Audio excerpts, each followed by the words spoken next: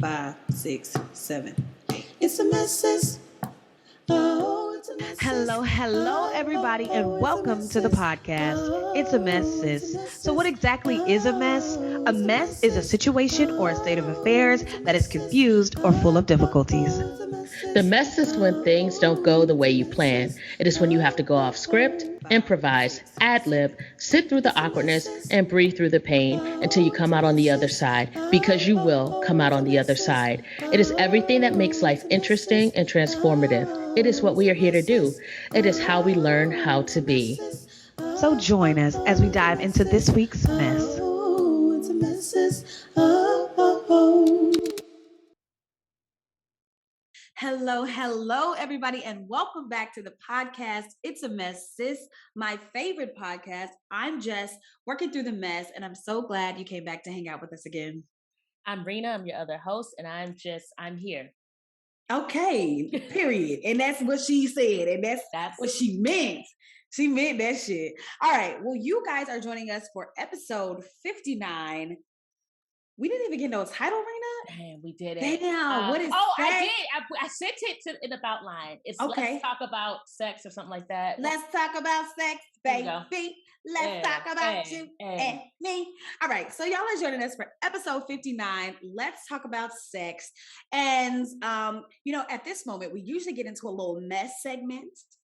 But this time, and for your treat and for your pleasure, we ain't gonna do no mess. We're gonna instead have who's the guest. So I'm going to introduce and say, this is HonestlyNae, and I will let her do the rest, introduce herself. And if we have time after the introduction, we'll get into a mess, but if not, we'll just dive straight in. So tell us who you are. Hi, my name is Shanae, and I am the founder and creator of HonestlyNae, which is a sexuality education and consultation business where I go out into the world and I teach different workshops, I do different lectures, I explore topics about and concerning sex and sexuality. I am also the co-founder of a sex-positive collaborative here in Denver, Colorado, where I am based, called the Chrysalis House. And we are basically like a community health center. We show up for community however called, but we do serve primarily QT, BIPOC folks and sex workers. And we're very heavy in the sex work decriminalization. Beautiful. We're very heavy in the sex work decriminalization game, both in Colorado and throughout the country. And I am also a mental health clinician. I am a licensed professional counselor candidate in the state of Colorado. I primarily do sex therapy, but I am what am I? I just got off work is what I am. It's okay. It's a mess. It's a mess, sis. Tell us in your way.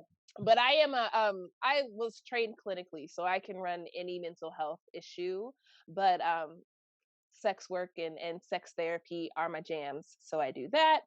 And I probably do other things, but those are the top 3 things But that's beautiful. Right? Yeah. It's just so much. I feel like I should do more just listening to that. I'm not, but I feel like I should. If you feel like you're doing what you got to do, then just do that. I know that's real. I ain't a barometer for nothing. Well, I appreciate you being on the show, and you're so dope and so awesome. And I am so excited for you to be on our program. Do we have time for a mess, or do we want to go straight in, Rena? How are you feeling? I feel like we have time for a mess. We got time. Well, tell us your mess, boo. What's the mess? Oh, dang. Mm-hmm. I really didn't think I was going to go first. Wow, why not? I don't know. I just thought I would say yes. And then you'll say, okay. Here's my mess. Right. Yeah. So what is my mess? I'm tired. I'm tired of people. Period. Stop at that. I'm tired of people. That's my mess. I'm tired of people and their problems. No, but other than that, I'm all right. I'm just, my mess is, I don't even know. That's my mess. Okay. I don't even know. Yeah. Somebody give me something. Some other mess. Well, I'm sorry that you don't know, and I hope you figure it out eventually. I hope so too. Yeah. Do you have a mess? Do you want to share? What's my mess? I guess my mess is that my body hurts.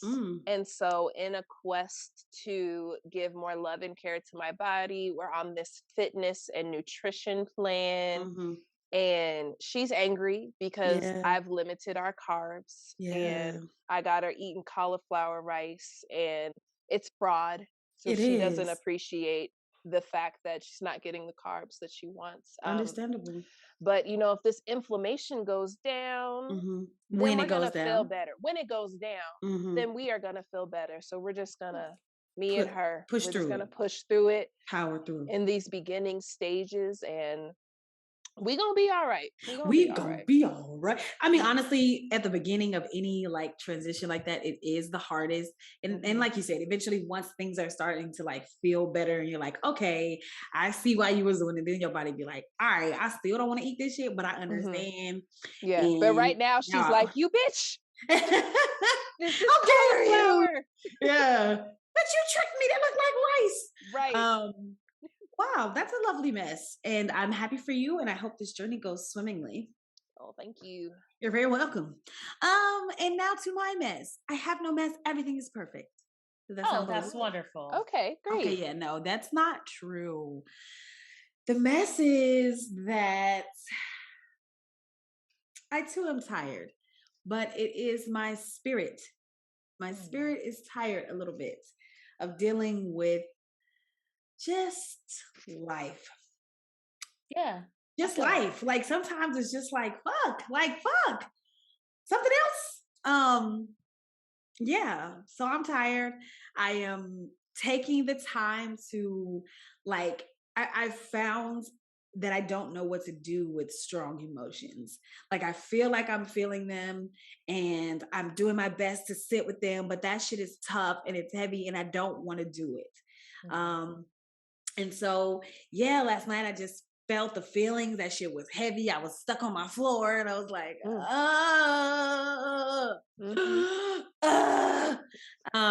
but I just stayed there and I was like, all right, bitch, we here. And I was like, I don't know what to do. And I was like, don't do shit.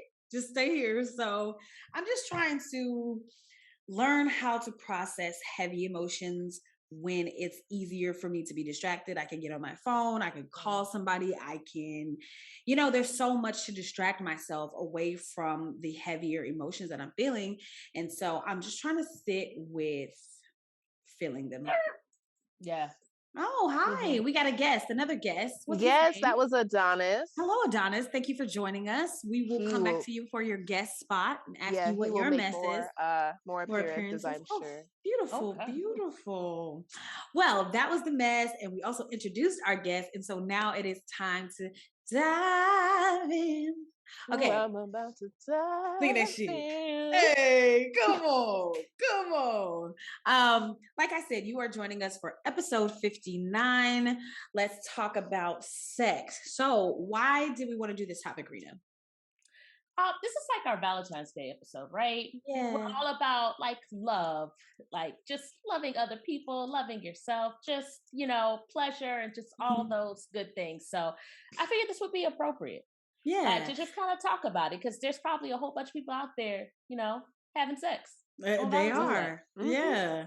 And I agreed because this month we've built up this expectation around romantic love and more often than not that involves sex. And I thought it'd be interesting to dig it down. And so speaking of that, I'm going to allow Rena to let us know the agenda for the program. Let the people know. Let them know. All right. So the agenda, as always, is the DIC, which stands for Define, Impact, and Cope. So with Shanae here and all her expertise, we aim to define what sex is, what it is, like how you do it, who you do it with, just what it's all about.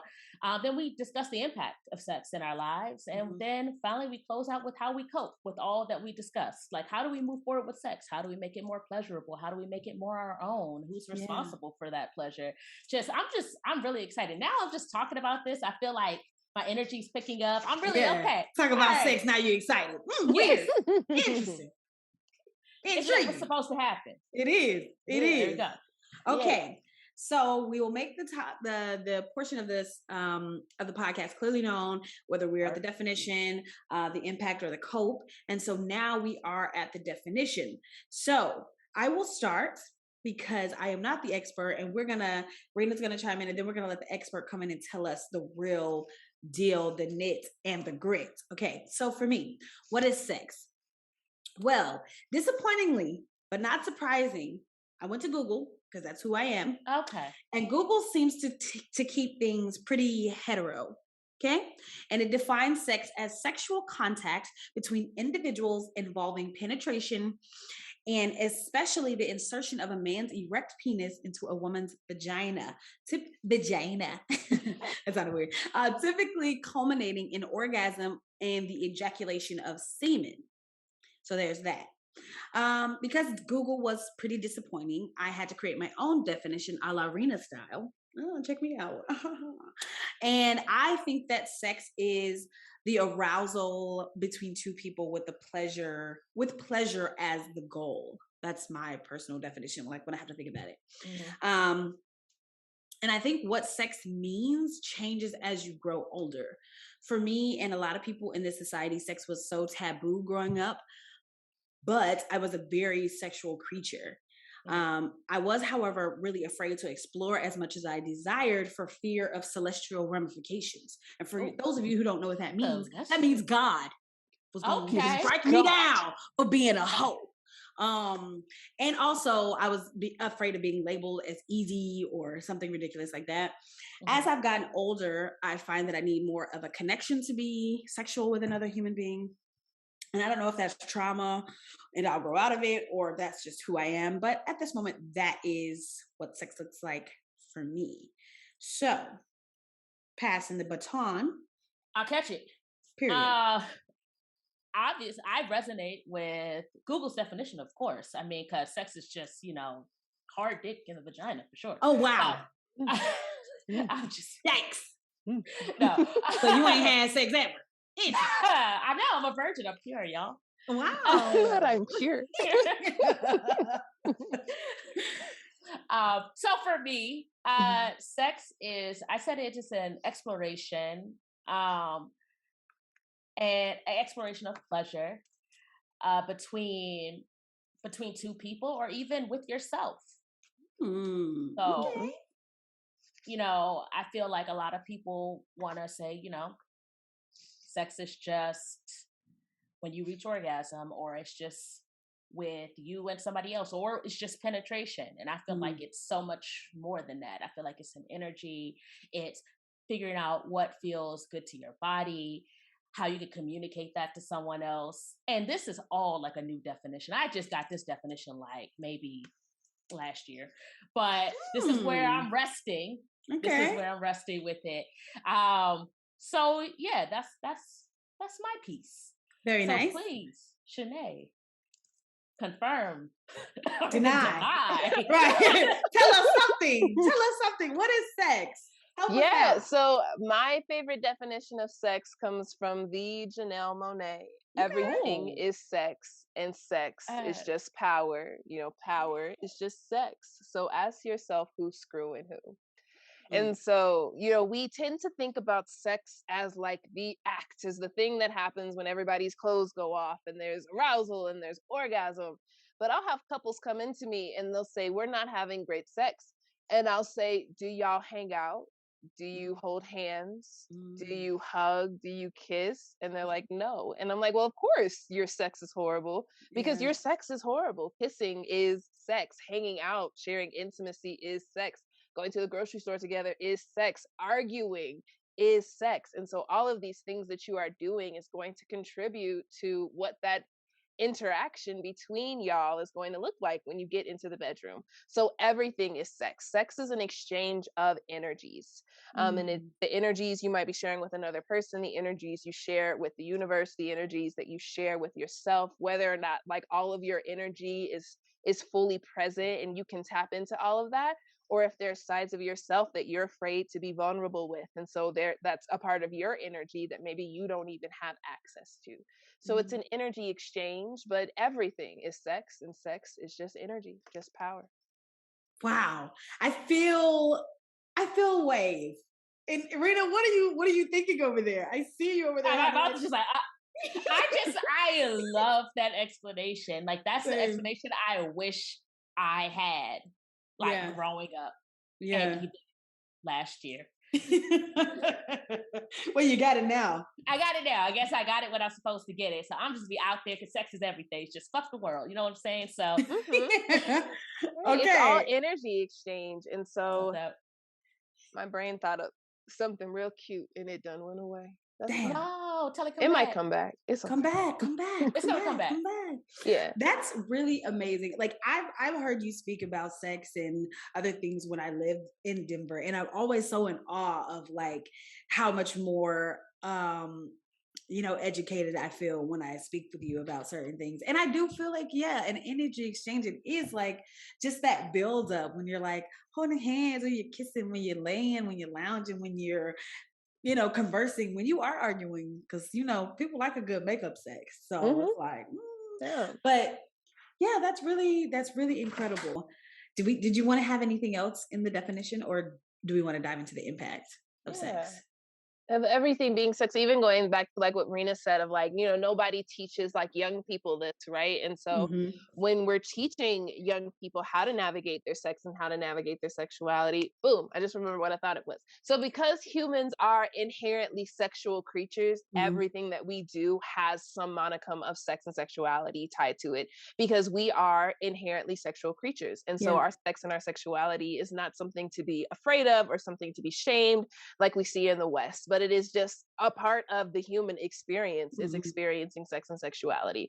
And so when we're talking to young people who are just coming into terms with their bodies, or they're just coming into terms with their sex and sexuality, the idea and the concept of sex is so heteronormative, and it is very patriarchal, where it is rooted in a man has an erection and then the penis ejaculates and it goes flaccid. And so that's how we can say this is when the start of sex is when that man has an erection, and sex ends when that man has an ejaculation. And so there's no point about pleasure. There's no point about, how the female body person is showing up in this. There's not even space, if you're not having penis and vagina sex, for you to be able to have some kind of definition about what it is that you're experiencing. And so in an effort to, break out of to decolonize our sex, if we're tying it back to energy, if we're tying it back to power, now we have a lot more opportunities, and we have a lot more potentiality for different representations and different kinds of sex to be normalized and to be prioritized. And especially as we're talking about pleasure in particular for female-bodied people, prioritizing the fact that this energy exchange needs to be pleasurable for all parties. It's not pleasurable just for one side. And then even tapping into, the idea of sex being so rooted in heteronormativity and patriarchy is bullshit, because only women have an organ on their body, and only female-bodied people have an organ whose only purpose is pleasure. Right. Its only purpose is to make you feel good. Exactly. And so to limit sex to only penis and vagina sex, where you're missing the main sexual organ on female bodies, means that your definition is like obsolete and doesn't make any accommodations for the fact that bodies are different and pleasure is your birthright. Oh, that's a clip. Pleasure is your birthright? Pleasure is your birthright. It is. Oh my word. That's amazing. I think even in like films growing up, once you start seeing films about sex or any sort of thing, it is mainly about the man's pleasure. Like it's never really showing a female having her pleasure moment, her orgasm, her, we don't generally see that. If you think about all the films where it shows man and woman having sex, it's the man's completion. Like you said, that's the end of that sexual scene or something. So, wow, and that's crazy. Rolls off and he's like, wow, that was great. And she was like, yeah. Was she like, Rita? Yeah. Is that the cover? Yeah. Or it's like that scene where she's losing her virginity. And to me, those scenes were traumatic because they look painful. Like the most traumatic scene for me is that Love and Basketball scene that everybody, loves so much. I'm like, that shit don't look fun. Yeah. I don't remember the scene to be able to, to after prom. It was after prom. Right. Yeah. Right. And did he go to She was in his room. Yeah. And then it paints this idea, right? And I hear this from when I teach sex ed all the time, like, does sex hurt?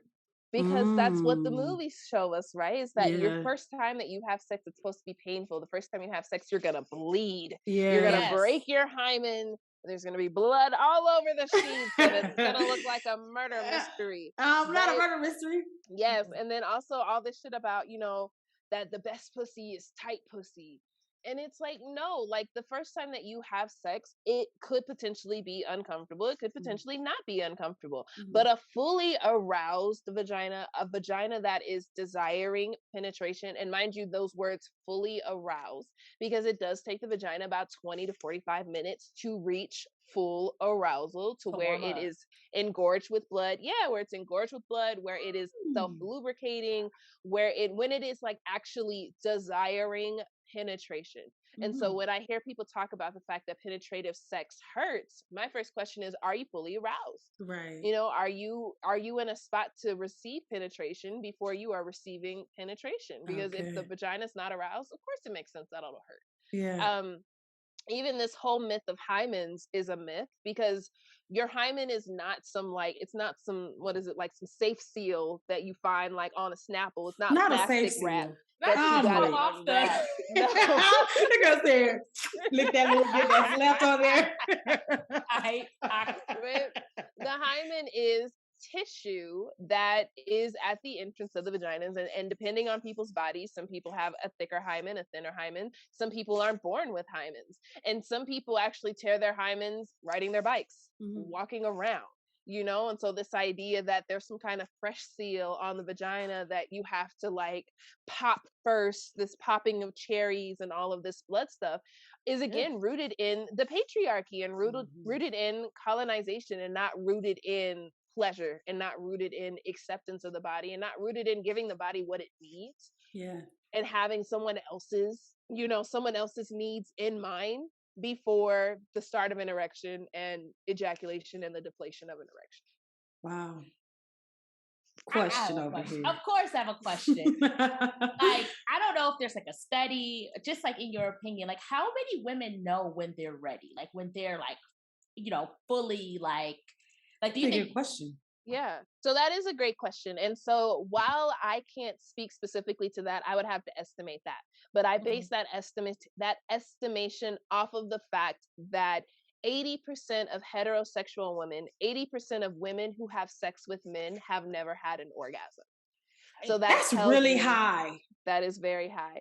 So 80% of women who have sex with men have never had an orgasm. That's whereas about 70, well, and then is it failing? Because we're going to come back. We're going to talk about that too. Right. But they have never had an orgasm. Whereas the majority of women who have sex with other women experience orgasms 70 to 80% of the time that they have sex. Come on, the gays doing it out here. Right. So then it becomes that question of, how come women who have sex with men are not experiencing orgasm? And that can be very twofold. It can be very twofold. For one thing, that there's so much emphasis placed on penis and vagina sex.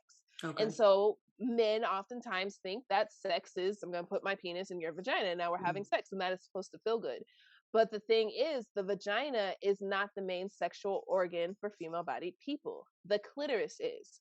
So the comparison to just having penis and vagina sex and expecting a female-bodied person to achieve orgasm is the same thing as playing with a penis's trunk, not touching the head, which is where all of the nerves are, but only playing with the shaft. And expecting him to be able to get to orgasm just by playing with the shaft instead of the main sexual organ, which is the glans or the head of the penis, right? So there's not that information. That's not something that we talk about in sex ed. And then another part is the patriarchy and colonization, where sex starts and ends with an erection. And then when it comes to women who know whether or not they're prepared, a lot of those people aren't experiencing foreplay. And when I say foreplay, usually people say like, oh, like oral sex.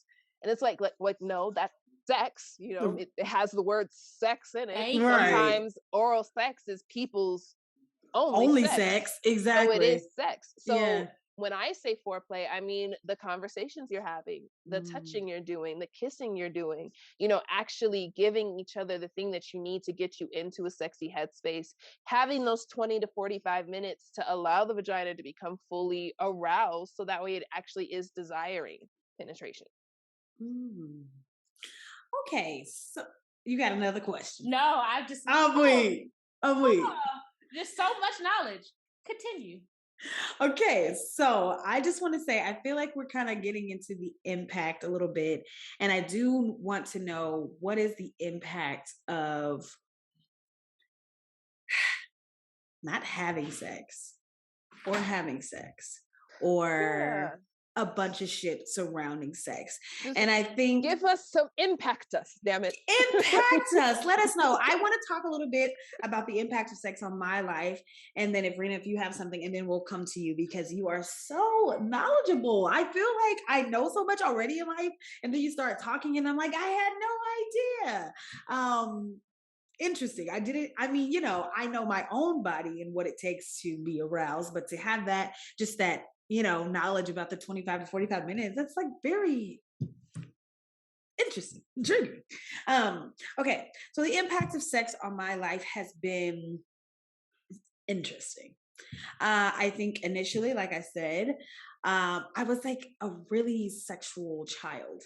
Like I really looked at people. I remember being like 8 years old and looking at this drummer who was like 10 or 12 and being like, I want to be with him in some kind of sexual way. I remember that at 8, being like, he's looking real handsome up there playing them drums. All right now. And and so, I mean, that's just like a little piece, but I was like very sexual. I always played house. I always want to be kissing and rubbing and doing all the stuff. Again, because of the impact of the church, I didn't do a lot of those things. Then I grew up and I did more of those things, but it wasn't necessarily with the people that I wanted to do it with, because I liked women, but I wasn't able to like really fully go there, because again, taboo. And then I grew up a little bit more and I started having sex with women, but then it was like, I'm in a relationship. So it was like one woman.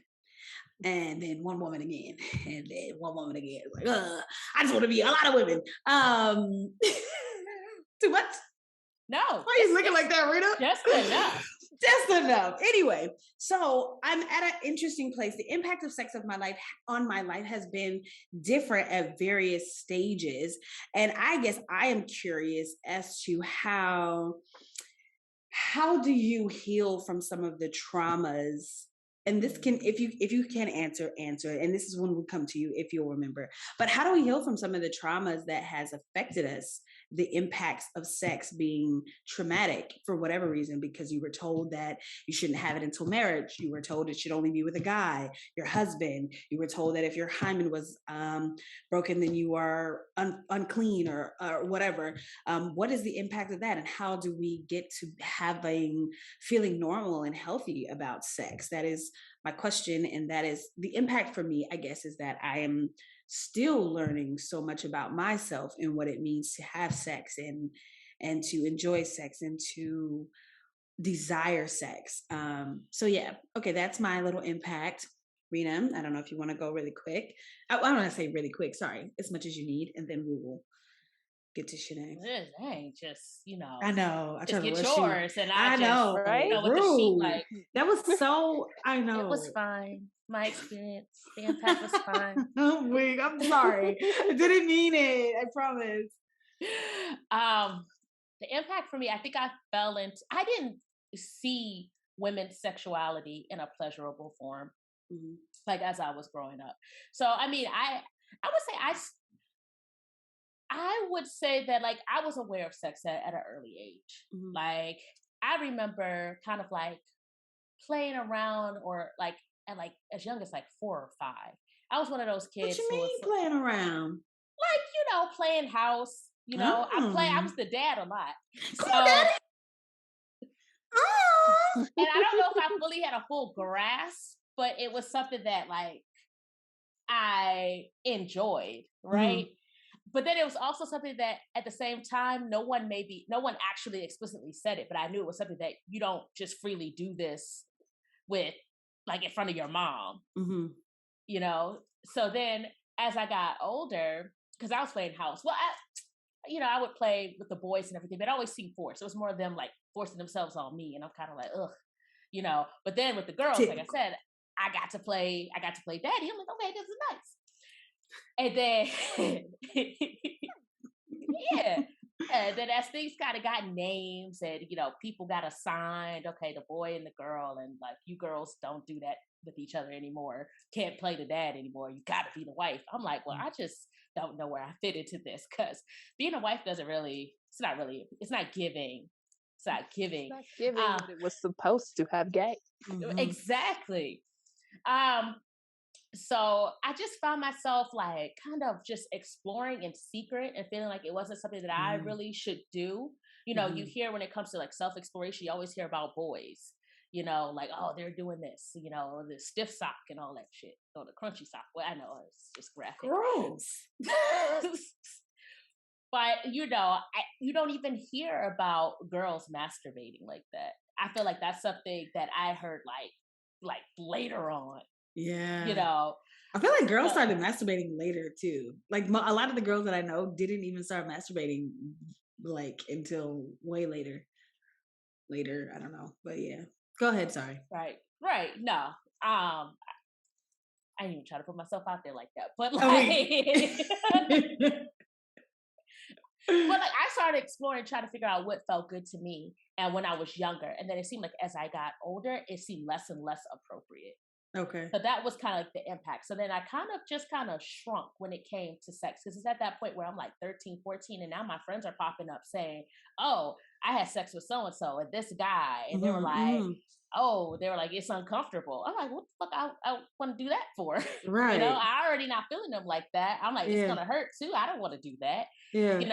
And nobody talks about the other things you can do. Like nobody was saying, oh yeah, he gave me head. Like, right. And even with head. Right, even with fingering, I'm like, that still sounds like, could be painful. So I kind of just shied away. I was like, you know what? In high school, I was like, I'm just gonna be by myself.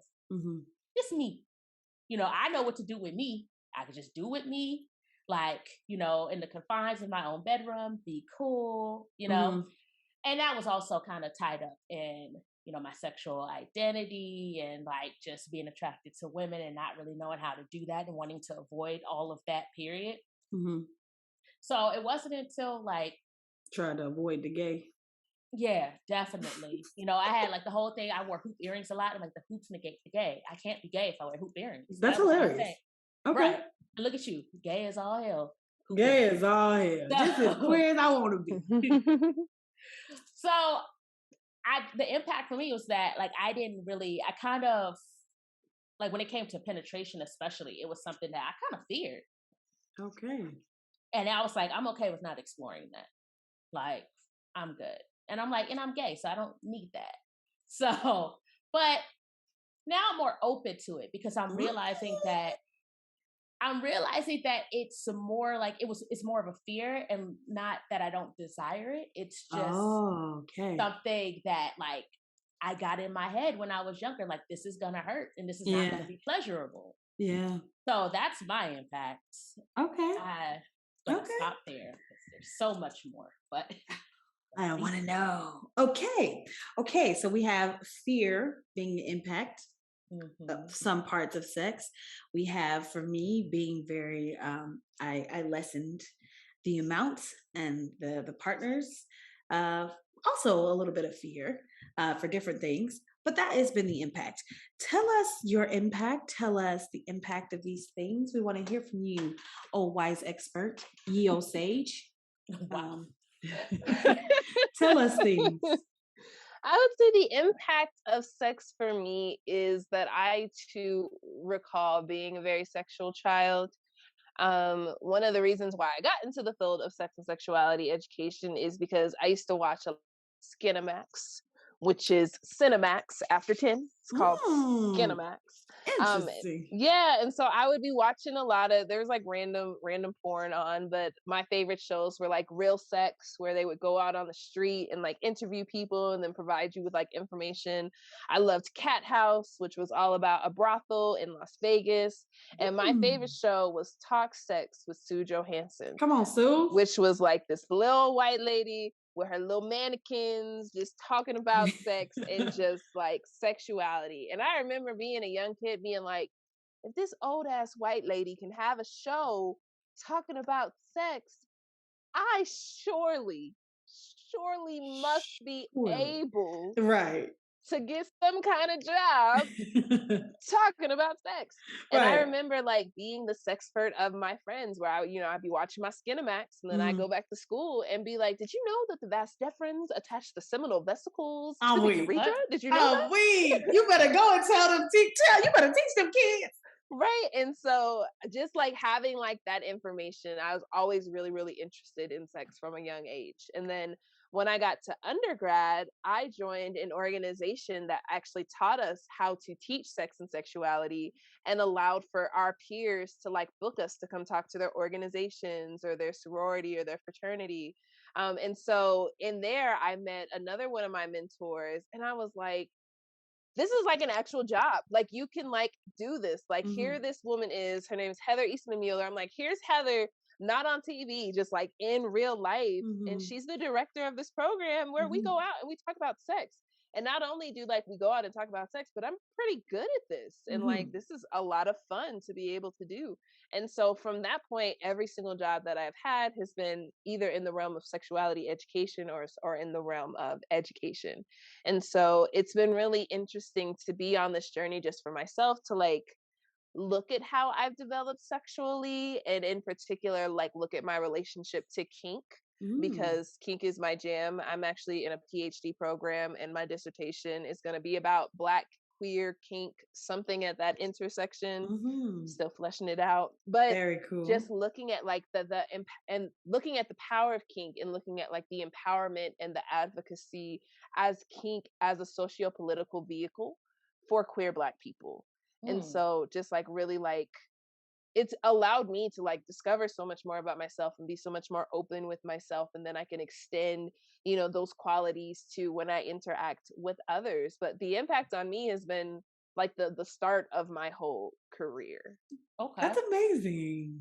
So it sounds like you've been pretty open, like from the start. Like, what do you think contributed to that? Just like being a young person, being that knowledge base for all your peers. Yeah. So I definitely think it was being able to like have access to credible information, because Talk Sex with Sue Johansson, she was researching before she was like coming on late night TV to tell us anything, right? And so all the information, I trusted the information. I felt very confident in the accuracy of the information. But I think for me, I really resonate with what y'all were saying in terms of like being a young person in high school. I also was very attracted to women when I was young, but I didn't know how to do that. But boys were easy, and I knew how to play a nigga to get what I wanted. So I was like, let me go ahead and like engage in these relationships with boys, because they're easy, and women are scary, and I don't know how to do that. They still scary to you. Wow, the shade, the shade of it all. They still scary to me. Let me fucking clarify. Not to Shanae. Excuse me. To me. Just be doing shit. Women are still fucking scary. I'd be like, wow. Anyway, let me let you talk. I think I was just scary because I didn't know how to do that. Like, I was like, I don't know how to be queer. There's no representation of it in the media. There's no representation. Like, I don't see any characters that are experiencing what I'm experiencing, but I do see that men are simple. And okay, if I play you, I can get things because I like things. So let me go ahead and get my things, right? And so I feel like it was really, for me, being an undergrad, I reached a point where I was like, I would much rather wait to have horribly bad sex with a femme-bodied person than sleep with another man again. And that was like the point for me where I was like, we gonna figure this out. We don't have to figure out how to do it because I can't do this no more. I'm not going to do this anymore. That's real And shit. so like letting that education be my path and like guide me, even in terms of what we're talking about in terms of masturbation. I could not masturbate without the use of like a toy until I was 20 and I found Uber Lube.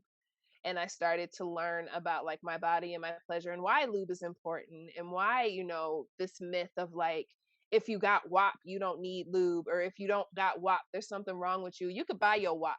Store bought Period. WAP is great. Okay. And so in finding Uber Lube, which is a silicone based lubricant, in finding that, that opened up another door of exploration for me. And so now I really got to be able to like learn more about my body and more about my pleasures. And what does they say? Play acoustic pussy, because I was playing a lot of electric pussy. I ain't never heard of that. Oh, never say that again. Run that back. Yeah, so when you don't use a toy, you play an acoustic pussy, and when you use a toy, you play an electric pussy. And so I was very skilled at the electric pussy, but it wasn't until I was 20 and I found Uber Lube that I could then play acoustic. The acoustic. Pussy. I'm like a master at acoustic. I don't think that I have any expertise in electric at all. I am intrigued though. Mm-hmm. I'm intrigued. I'll set you up. Well, set me up. Because I'm a dildo slinger. So period. We can get you slay them digs. That should be on a t-shirt. It is on a t-shirt from my very good friend Goody Howard. If you go to her website, goodyhoward.com, she has all kinds of t-shirts. My favorite t-shirt that I just got from her says "Work their clit, not their nerves." Yes. Period. I was too excited for that one. So yeah, and she has a shirt that says dildo slinger. She's got it. My favorite shirt from her says vulva, but it's like the Visa logo. Oh, that's dope. And she's got another one that says masturbate, but it's the MasterCard logo. Ah. Yeah. She better be creative. Go get you some goodie swag. Okay. That's fucking dope. Okay. That's fucking dope. Okay.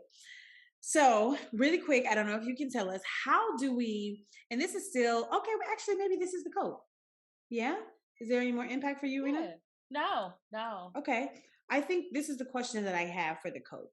How do we cope with having better sex lives? What do we do to realign ourselves with who we want to be sexually? Because a lot of us were who we were. We were who we were sexually, and then we were shamed for it, or couldn't find an outlet, or didn't see ourselves sexually, represented. And then we diminished ourselves and lessened ourselves in some kind of way. How do we go about realigning ourselves to our true sexual nature? How do we do that? How do we cope with who we are to become who we want to be? If that makes sense. Absolutely. So the first thing that I would say is that we need information, you need knowledge, you need education.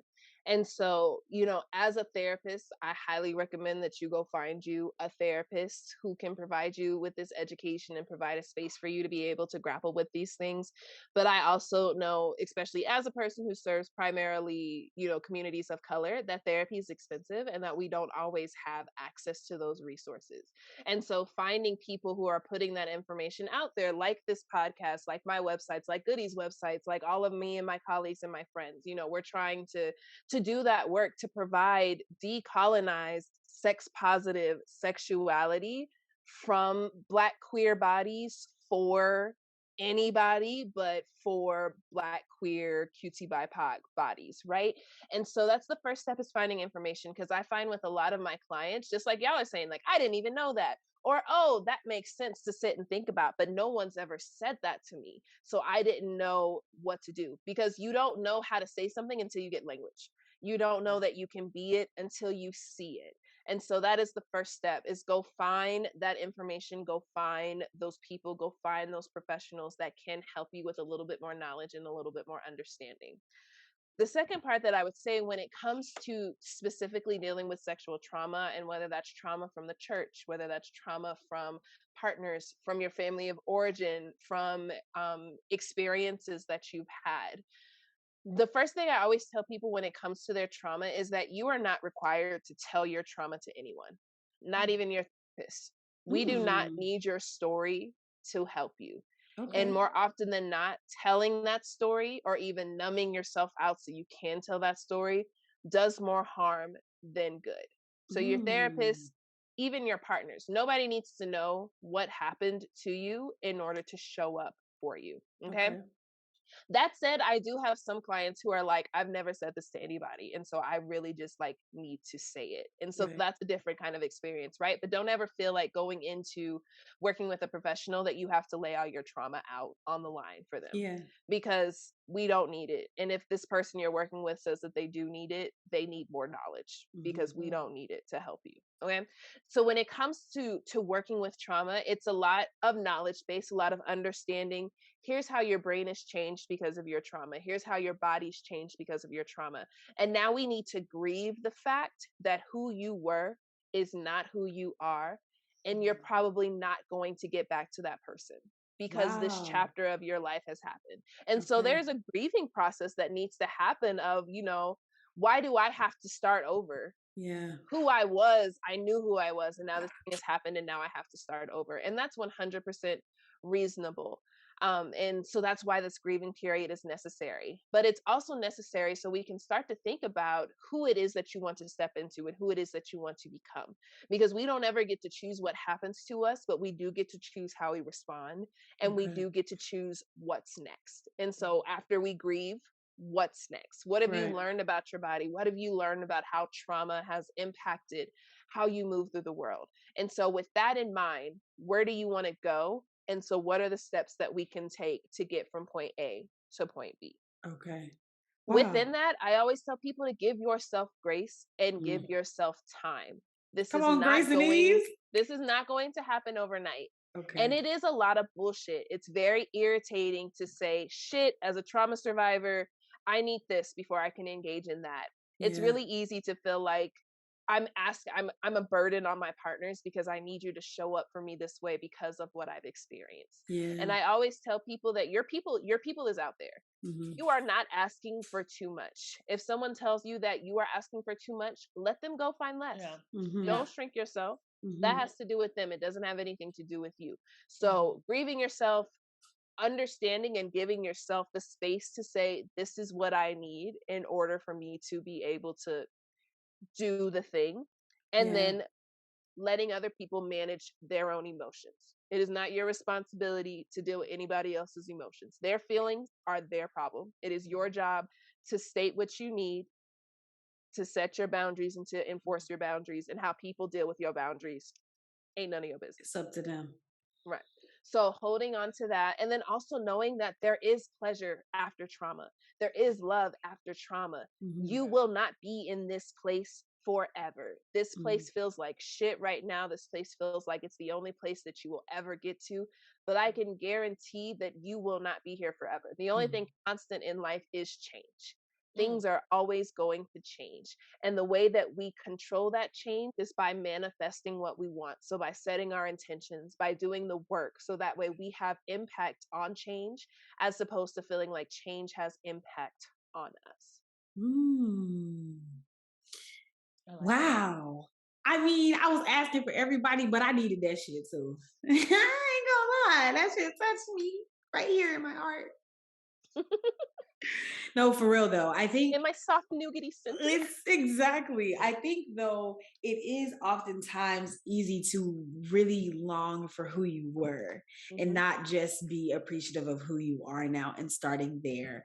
And I think that's really great advice. Start with where you are and build the plan and the steps to get to where you want to be. That's really amazing. That's really incredible. Rena, did you have any areas that you'd like to tell us how you cope with your understanding of this topic? I just got so focused on absorbing everything. Gosh, how do I cope?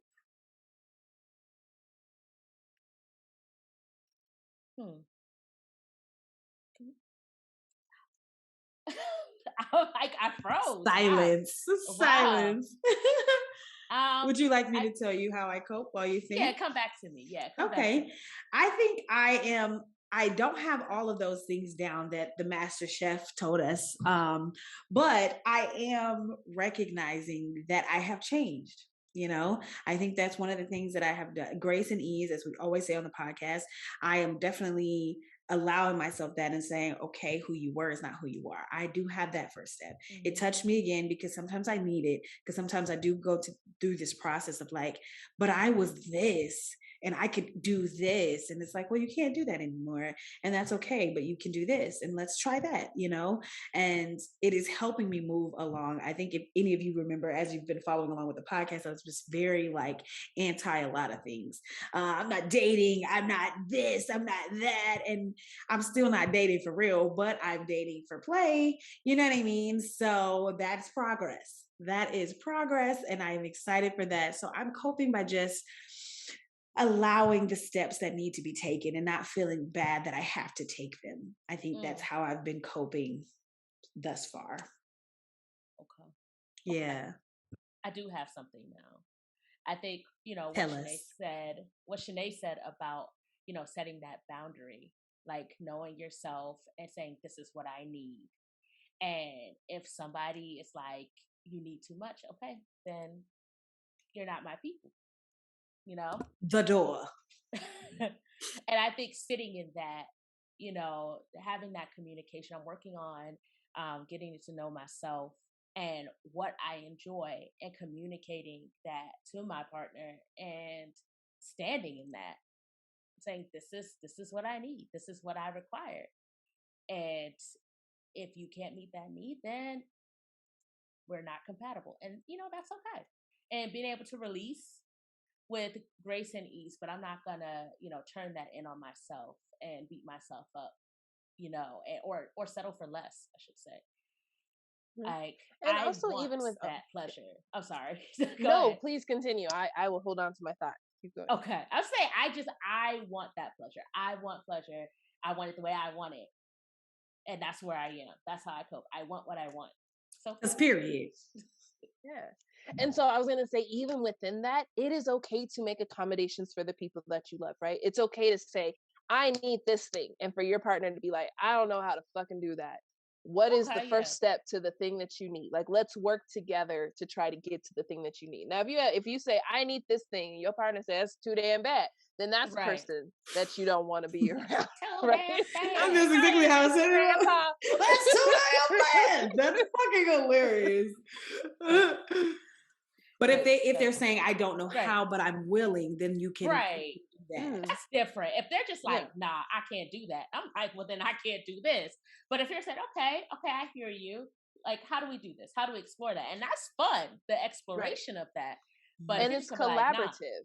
Right. Because you may think, I need this one thing this way, until you collaborate and you say, okay, I can take this thing this way and I can do this way. Because the other part of healing trauma, once we get knowledge, is embodiment.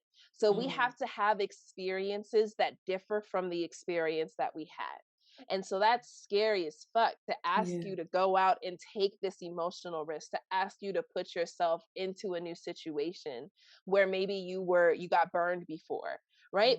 And so now your brain is telling you can't do this because this is going to happen and that's going to happen.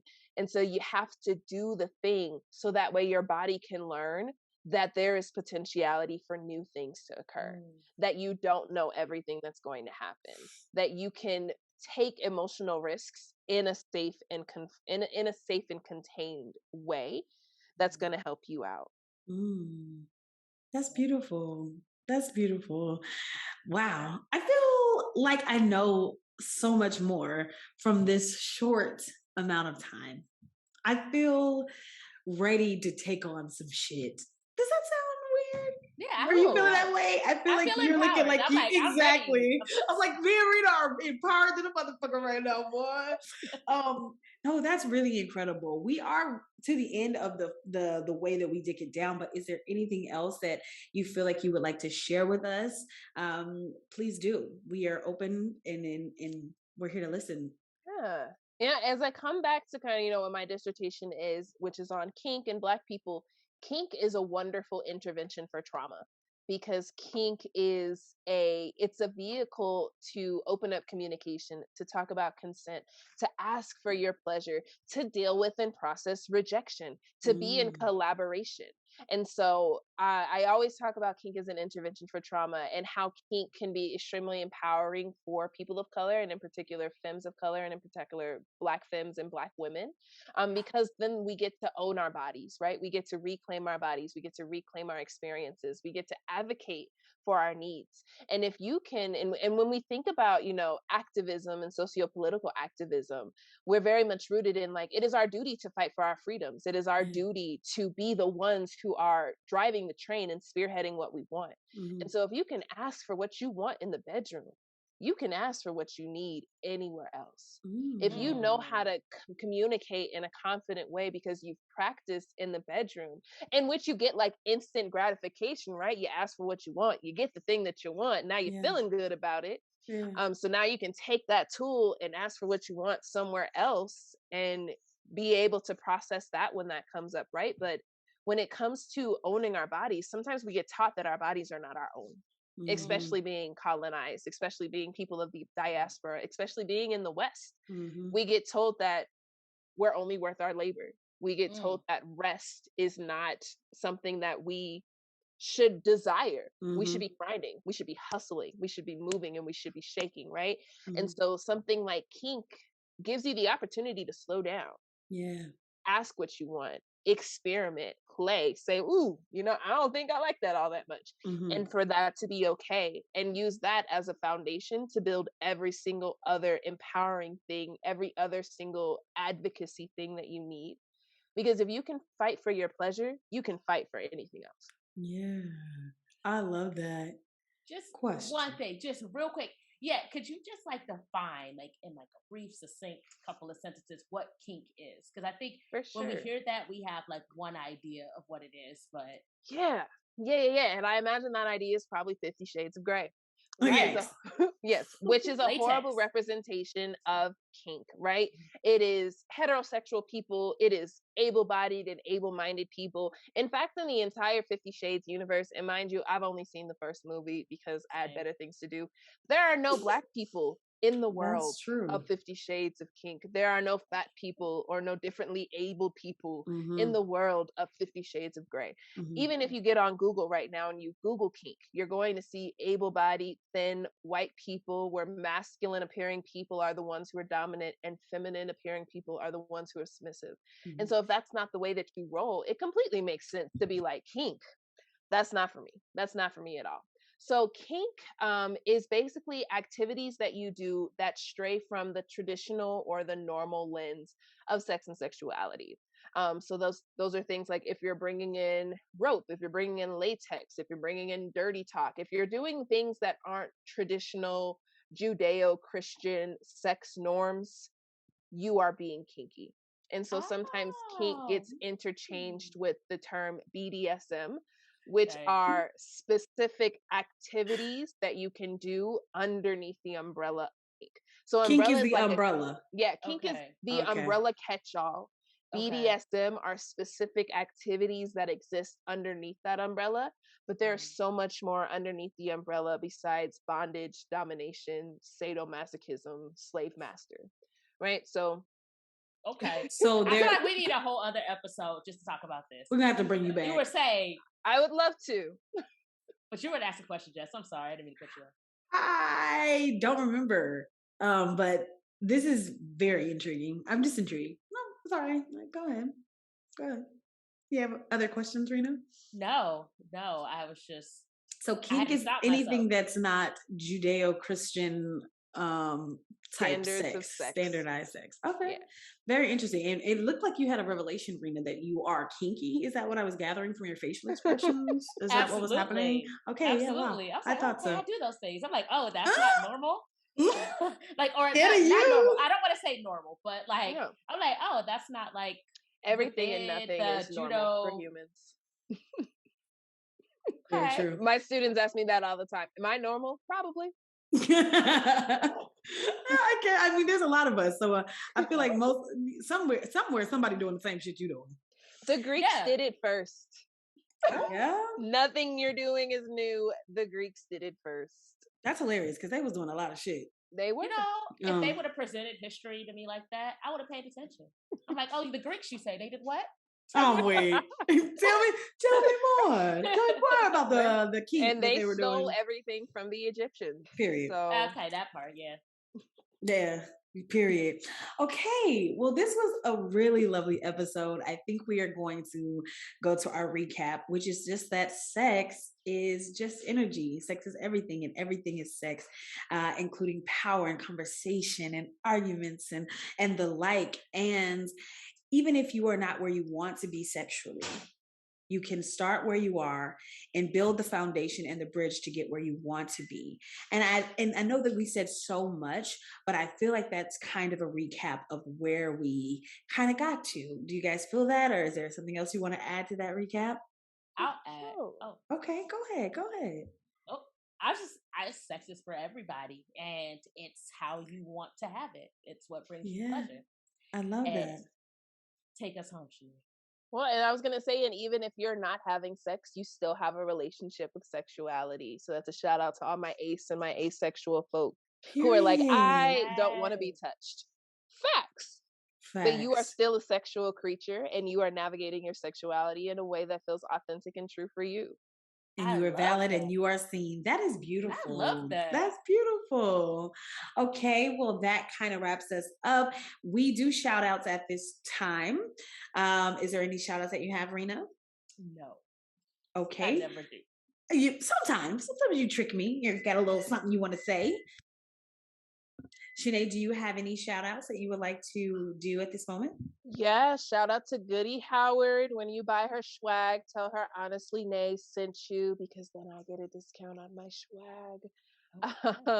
Shout outs to, especially if you are, I know that like religion is something that y'all have talked about before. So if you identify as a Christian, if you would like to have some Christian sexuality education, because my good friend Brittany Brodus Smith has said that God created the orgasm, God created your clitoris. So that's amazing. Pleasure is your birthright. So if you are navigating some Christianity things regarded to your sexuality, go check out Brittany Brodus Smith.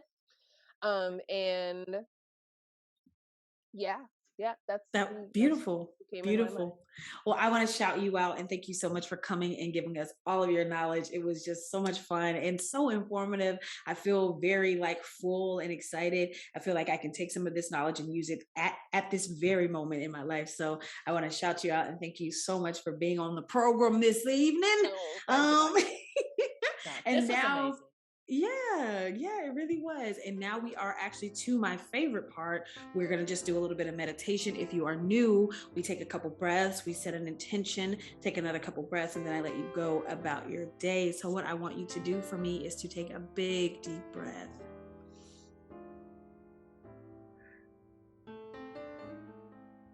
We'll take a second deep breath.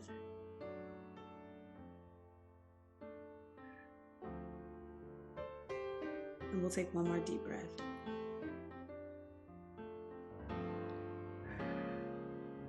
All right, and now we'll set our intention.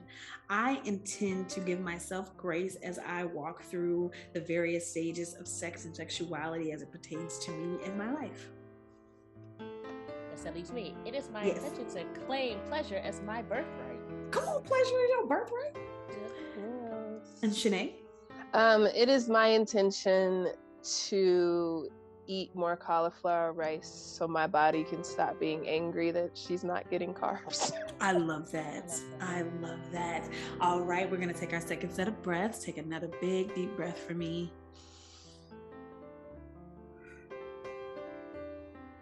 We'll take a second deep breath.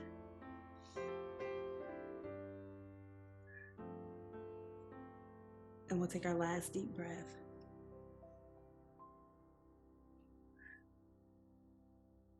All right. Your intentions have been set for the day. Go out there and flourish this today. It doesn't have to be a mess. But it's okay if it is. So Liz, y'all, thank you so much for tuning in again. Thank you, HonestlyNae, for checking us out. Let the people know where they can find you. Yes. So the best place to keep up with me is on Instagram at HonestlyNae. You should also go to my website, HonestlyNae.com, and sign up for my newsletter. That's also where you can find Honestly Nae swag, such as my power is the point or pleasure is the point shirt, as well as my Stay Kinky, my friends. Also, if you go onto Honestly Nae, and you want to hang out with my Dom persona, because I am a professional dominatrix. My Dom's persona's name is Sire, but you need the password to get to Sire's page. So lean in, because I'm going to tell you the password. Okay. Lean in. The password for Sire's page is thank you, Sire, SYRE, all one word, capital T, capital S. Okay.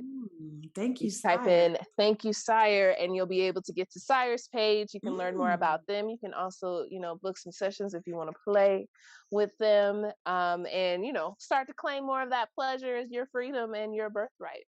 That's amazing. Thank you so much again for coming on and telling us all the things. And I think that's it for the day. Is there anything else we need to let the people know, Rena?